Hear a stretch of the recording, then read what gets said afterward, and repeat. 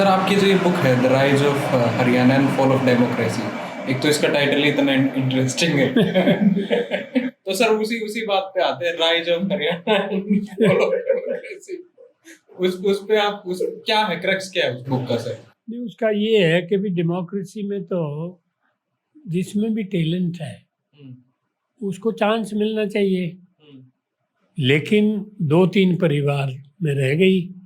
देवीलाल का बेटा कैसा ही हो वो बनेगा, बंसीलाल का बेटा कैसा ही हो वो बनेगा, और नालायक हो चाहे अच्छे हो लेकिन बनेंगे वही। भजनलाल का बेटा हो वो भी कुछ बनेगा। तो इसलिए मैंने लिखा था कि भी ये गलत है। जो काबिल लड़के ये पार्टियों को भी चाहिए, उनको आगे लाओ ना।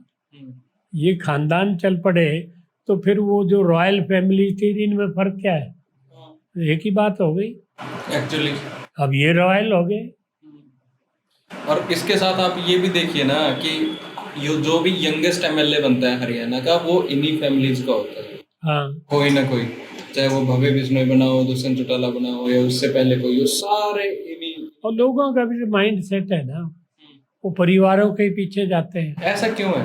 वो सोचते वो फ्यूडल चला आ रहा सेंचुरी से। तो इसमें अभी बस कि जैसे गांव में जैलदार नंबरदार होते थे, फिर ये ऊपर ये एमएलए वगैरह हो गए, तो आम आदमी का माइंड सेट है भाई चौधरी बड़े हैं ये तो उनको बनाते जाए। या वही ये हिंदुस्तानी मानसिकता है कि हमारे को झुक के राजा के सामने झुकना पसंद है। ना वो झुकने उकने की तो बात नहीं रही, अब तो उससे तो निकल गए। लेकिन वो पैसे वाले हैं। अब इलेक्शन आज बगैर पैसे कोई लड़ सकता है क्या? हमने तो लड़ लिया, हमारे ज़माने में तो एक पैसा भी नहीं लगने की ज़रूरत थी, लेकिन आज तो करोड़ों रुपए लगते हैं। हमारे कुरुक्षेत्र से जो बनता था 5 करोड़ की टिकट लगता था, 50 करोड़ बना लेता था 5 साल में। ये धंधा है अब तो। हमारे वक्त तो पैसा लेना ना देना कोई बात नहीं थी, भी लोगों के काम करो। जिसका भी काम होता था, मैं कार की बजाय, हालांकि कार थी मेरे पास, मैंने कहा भी बस में चलेंगे, हमारे साथ एक फ्री जाता है एमएलए के साथ, तेरी भी टिकट नहीं लगेगी, तेरा काम करा लाऊंगा चंडीगढ़, वापस ले आऊँगा बिना पैसे। तो ऐसे करते थे। एक दफ़ा हम बैठे, अगली 3 की सीट रिजर्व होती थी एमएलए के लिए, मैं बैठा, जिसका काम कराना था वो बैठा, तीसरी खाली थी। तो एक आ गया जेंटलमैन, वो बैठ गया, कोई बात नहीं बैठो। तो करनाल आया तो वो अपना पानी पीने चला गया, कहीं नीचे उतर गया, वहाँ रुमाल रख गया। एक चौधरी आया, रुमाल पे बैठ गया। तो वो आया कि जी मेरी सीट है। बोले तेरी क्यों कर है? बोला मैं रुमाल रखा था। बोला अच्छा रुमाल रख दे तू छोरी के सर पे, तेरी हो जाएगी। एक लेडी बैठी थी अगली सीट पे, बोला तू इसके सर पे रख दे।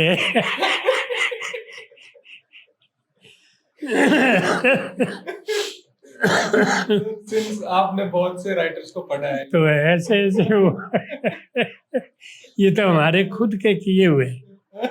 अच्छा एक दफा ऐसे ही हम 2 बैठे, तो एक तीसरा आ गया, वो चौधरी तो 2 पे अपने फैल के बैठा, तीसरी भी कब्जा रखी उन्हें। तो एक जेंटलमैन आया, वो थोड़ी तकलीफ करियो, मैंने थोड़ा उधर हो जाए। चौधरी सुने नहीं, जब बहुत देर हो गई ना वो इरिटेट हो गया। बोला क्या हो रहा है तेरे? 1 घंटा हो गया तकलीफ हो तेरे, तू बात बता देना क्या है।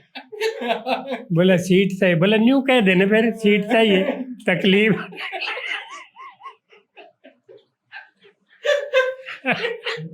तो ये तो मेरे साथ बीती हुई।